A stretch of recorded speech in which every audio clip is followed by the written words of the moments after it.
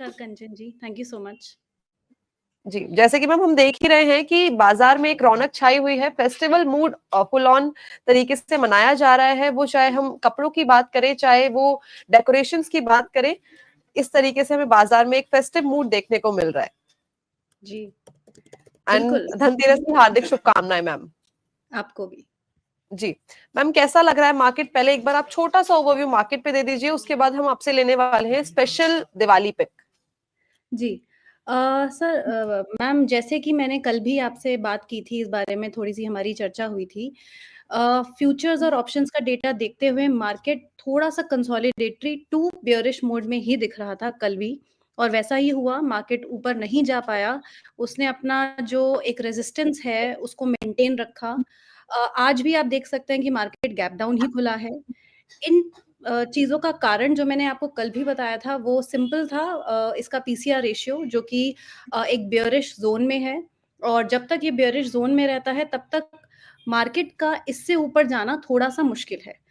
Market की कहें तो दिवाली बहुत ज़्यादा धमाकेदार नहीं होने वाली है मार्केट में और यहीं आप आज का भी देख सकते हैं कि जैसे कि गैप डाउन खुली है, इंस्टेंट में अगर आपको बताऊँ तो इसके अभी जो वीकली लेवल्स हैं वो आपके 19,250 के आसपास का सपोर्ट दिख रहा है और उसका जो इमीडिएट रेजिस्टेंस है वो मैं इस वीक का हाई बोलना चाहूँगी, 19,570 के आसपास का हाई जो इस वीक का बना हुआ है वही उसका रेजिस्टेंस रहेगा। अगर उसको अच्छे से तोड़ पाता है तो हो सकता है कि मार्केट 19,700 तक पहुँच सके, वरना थोड़ा-सा मुश्किल है दिवाली तक। जी, ठीक है। तो हमें मतलब अभी इस टाइम पे इतना ज़्यादा एक्साइटेड नहीं होना है फेस्टिवल सीज़न को देखते हुए, और काफ़ी सोच समझ के हमें इस टाइम पे इन्वेस्टमेंट करनी चाहिए। हालाँकि एक चीज़ अच्छी हो गई कि जो हमारा अब काफ़ी जा सकते हैं। अगर आप अपने पोर्टफोलियो को थोड़ा-सा हेज करके चलना चाहते हैं, तो कंज्यूमर सर्विसेज़ भी अच्छा सेक्टर है। एक इंश्योरेंस में थोड़ा-सा इसको इस पूरे पोर्टफोलियो को आपका एक रिस्की बेट जिसको मैं मानूँगी वो इंश्योरेंस सेक्टर से आएगी, रिस्की प्लस रिवार्डिंग भी वो इंश्योरेंस सेक्टर से आपकी आएगी। तो capital goods, consumer services, insurance और अगर आप इसको थोड़ा-सा और एक बैलेंस करना चाहते हैं, तो एक फार्मा भी आप इसमें जोड़ सकते हैं। तो ये 4 सेक्टर्स मुझे लगता है कि अच्छा परफ़ॉर्म करने वाले हैं अगली दिवाली तक। जो मेरे अच्छे स्टॉक्स हैं, जो इसमें फंडामेंटली टेक्निकली जो अमेज़िंग स्टॉक्स हैं, वो 4 स्टॉक्स मेरी 4 पिक्स रहेंगी।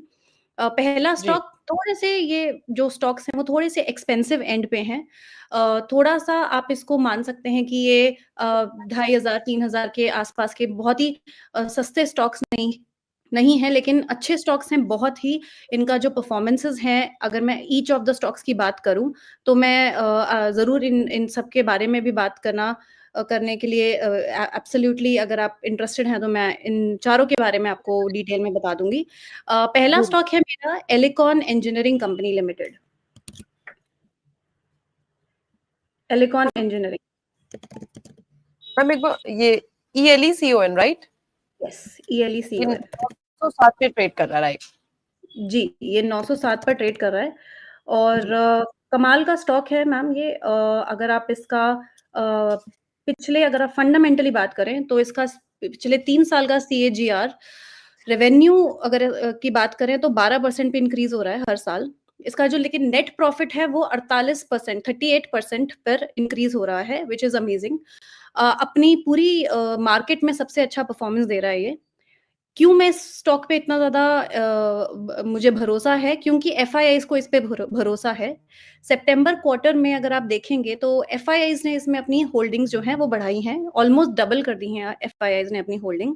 इंस्टीट्यूशनल इन्वेस्टर्स ने भी अच्छा खासा इसमें इंक्रीज़ ऑफ होल्डिंग करी है।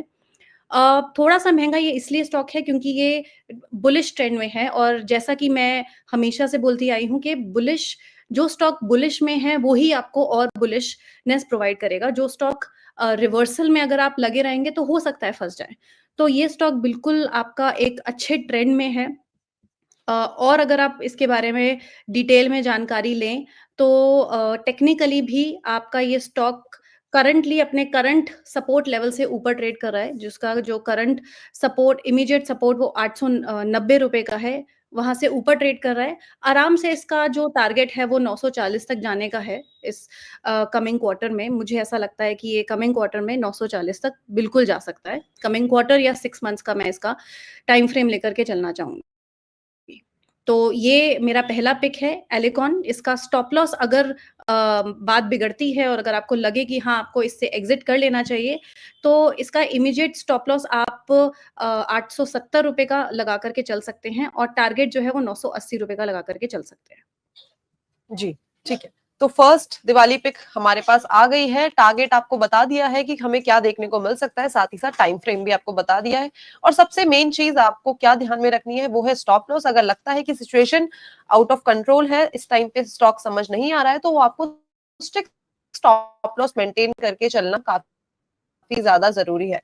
तो एक पिक तो मैम हमने आपसे ले ली है, अभी 3 हमारे पास और भी रहती है। मैम सेकंड पिक क्या होगी? सेकंड पिक है आपकी केन्स टेक्नोलॉजी। जी। KAYNES। जी मैम। ये स्टॉक भी काफ़ी अच्छा है, ये भी इलेक्ट्रिकल कंपोनेंट्स में है। जैसा कि मैं बुलिश हूँ इस सेक्टर पे इस टाइम पे, तो इस वजह से ये सेक्टर अपने आप में मुझे काफ़ी इंटरेस्टिंग लगता है। अगर मैं बात करूँ इसकी भी, तो इसका जो नेट प्रॉफ़िट है पिछले 3 साल के कैगर सीएजीआर का, तो 115% पे इंक्रीज़ किया है। वहीं ऑपरेटिंग प्रॉफ़िट भी इसने 60% पे दिया है। मार्केट कैप इसका अच्छा है, तो इसमें फँसने वाली बात नहीं है। जैसे कि दर्शकों को अगर लगता है कि वो फँस सकते हैं स्टॉक्स में, तो ये वैसा स्टॉक नहीं है कि आप फँस जाएँगे।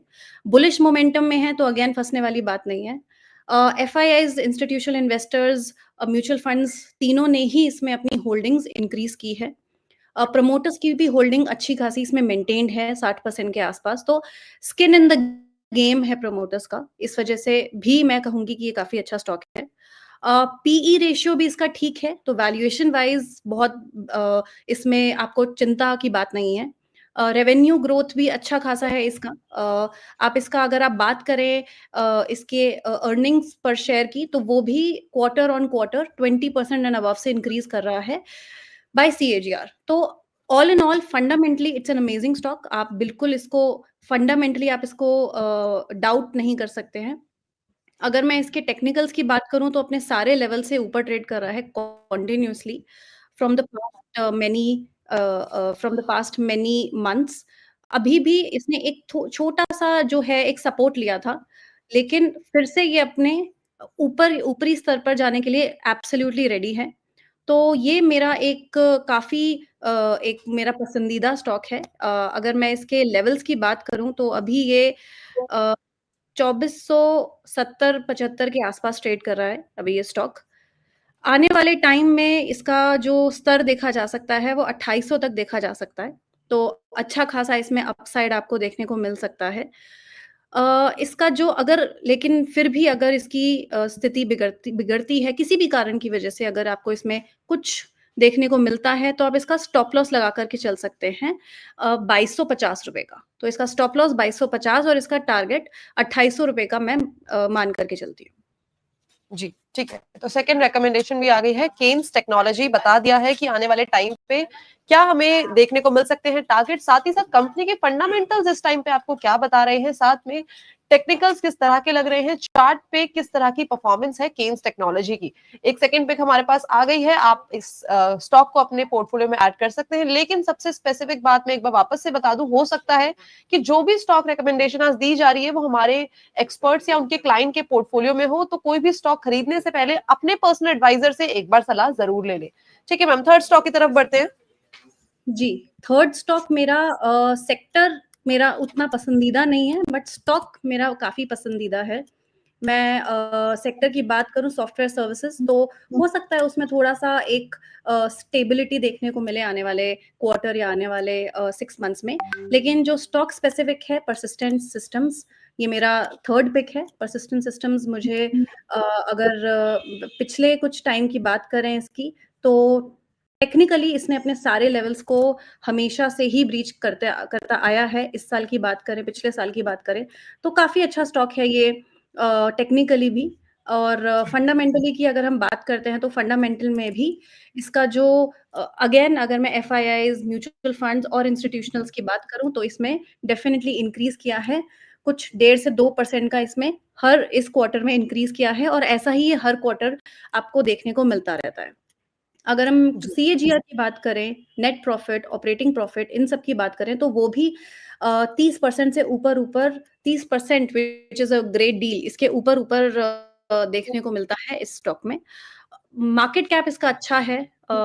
थोड़ा-सा इसका पीई रेशियो जो है वो आपको सॉरी जो इसका जो प्राइस टू बुक रेशियो है वो आपको हाई मिलेगा, लेकिन वो उसको कंपेंसेट क्या चीज़ कर रही है वो है इसका पीई रेशियो। पीई रेशियो इसका अमेज़िंग है, इंडस्ट्री से नीचे है, भले ही ये इंडस्ट्री से बेटर परफ़ॉर्म करता हो बट फिर भी इसका पीई रेशियो इंडस्ट्री से नीचे हमेशा ट्रेड करता आया है। अभी जो मार्केट थोड़ी-सी डाउन गई थी, अगर आप देखेंगे मार्केट जो थोड़ी-सी डाउन गई थी, वहाँ पे परसिस्टेंट ने अपनी परफ़ॉर्मेंस को परसिस्टेंटली अच्छा रखा है। ऐसा बिल्कुल नहीं हुआ कि because of the markets persistent stock जो है वो नीचे गया है। इस वजह से इन सभी कारणों की वजह से मुझे ऐसा लगता है कि ये एक अच्छा दिवाली पिक बनता है। जब भी थोड़ा-सा भी ये नीचे जाता है मेरी सलाह यही रहती है कि इसमें आप एंटर कर सकते हैं क्योंकि जिसकी क्वालिटी अच्छी होती है, जिन स्टॉक्स की क्वालिटी अच्छी होती है, उनको एक विंड ऑफ बैड मार्केट्स खराब नहीं कर सकती। तो इस वजह से परसिस्टेंट में आप अपनी पोज़ीशंस को बिल्कुल बना सकते हैं। करंटली ये ट्रेड कर रहा है 60 टू 84 पे। आपको ये देखने को मिल सकता है आने वाले टाइम में, कंटीन्यूअसली ऊपर है, इसने अपना एक सॉर्ट ऑफ ब्रेकआउट भी दिया था अक्टूबर में ही, इसने एक सॉर्ट ऑफ मैं इसलिए बोल रही हूँ क्योंकि ये कभी भी एक रेंज में नहीं रहा बट थोड़ा-सा एक इस बार इसको एक रेंज में देखने को मिला था, ये हमें कुछ 1 डेढ़ महीना तक। उसके बाद इसने एक ब्रेकआउट दिया था, ये अच्छा खासा उस ब्रेकआउट को मेंटेन करे हुए रखा है। जो जिस उस ब्रेकआउट का अपर लेवल था 6000 रुपए का, तो 6000 रुपए को जैसे ही इसने तोड़ा है, ये ऊपर की तरफ ही कंटीन्यूअसली बढ़ रहा है। करंटली मुझे जो इसके टारगेट्स दिख रहे हैं आने वाले टाइम में, वो 6600 के डेफिनिटली मुझे ऐसा लगता है कि ये स्टॉक में पोटेंशियल है वहाँ तक जाने की। अगर मैं स्टॉप लॉस की बात करूँ, किसी भी वजह से अगर इसका टारगेट वो अचीव नहीं हो पाता है, तो मैं 6000 रुपए का जो कि इसका एक अपर सवाल रेंज लेना है, चाह वो मैं इसका टारगेट बता मान कर के दीजिए। चलूँगी। स्टॉप लॉस मान कर के चलूँगी। जी, ठीक है। तो 3 नहीं सर, स्टॉक second रिकमेंडेशन अभी तक आ गई है। एक पिक एक वो हमारे मुझे पास अभी पीसीज और रहती है जो है वो हमें मैम से पूछनी है। लेकिन उससे पहले स्वागत कर लेते हैं बाकी के एनालिस्ट देखिए का। हमारे साथ आईटीडीसी जुड़ ने चुके हैं अपना लोकेश जो सेठिया जी 52 वीक लो है 27 और हमारे साथ जुड़ चुके हैं संतोष सिंह जी। एक बार उनसे भी आपको मिलवा देते हैं। उसके बाद नमस्कार सर, स्वागत है आपका शो में और धनतेरस की हार्दिक शुभकामनाएं। नमस्कार कंचन जी, आपको, मधु जी आपको, संतोष जी आपको और आपके सारे दर्शकों को धनतेरस और आने वाले दिवाली की शुभकामनाएं। जी सर, ठीक है। मधु मैम, लास्ट जी। पिक आपकी तरफ से क्या होगी? लास्ट पिक होगी मेरी तरफ से एस्ट्राज़ेन।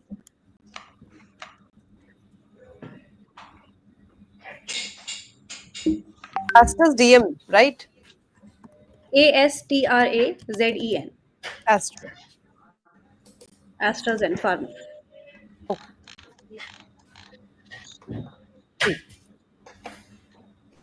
जी, ये भी मैम फंडामेंटली अभी 4747 पर ट्रेड कर रहा है। अगर मैं इसकी बात करूँ इसके लेवल्स की तो ये कंटीन्यूअसली अपने हर एक हाई को तोड़ता हुआ आगे बढ़ रहा है। क्यों इस स्टॉक में मुझे अभी भी इंटरेस्ट है? क्योंकि अगर आप देखेंगे जितने भी फार्मा के स्टॉक्स हैं, अभी थोड़ा-सा उन्होंने पॉज़ लिया हुआ था। बट एस्ट्राज़ेनेका एक ऐसा स्टॉक है जिसने कभी भी पॉज़ लिया नहीं।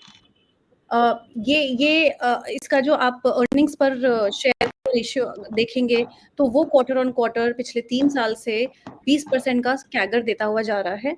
अगर आप इसकी एफआईआईज़, एफपीआईज़ की होल्डिंग देखेंगे, तो उसमें एस्ट्राज़ेनेका में ही एक ऐसा स्टॉक है फार्मा के अंदर, जिसमें उन्होंने अच्छी खासी अपनी होल्डिंग्स को बढ़ाया है।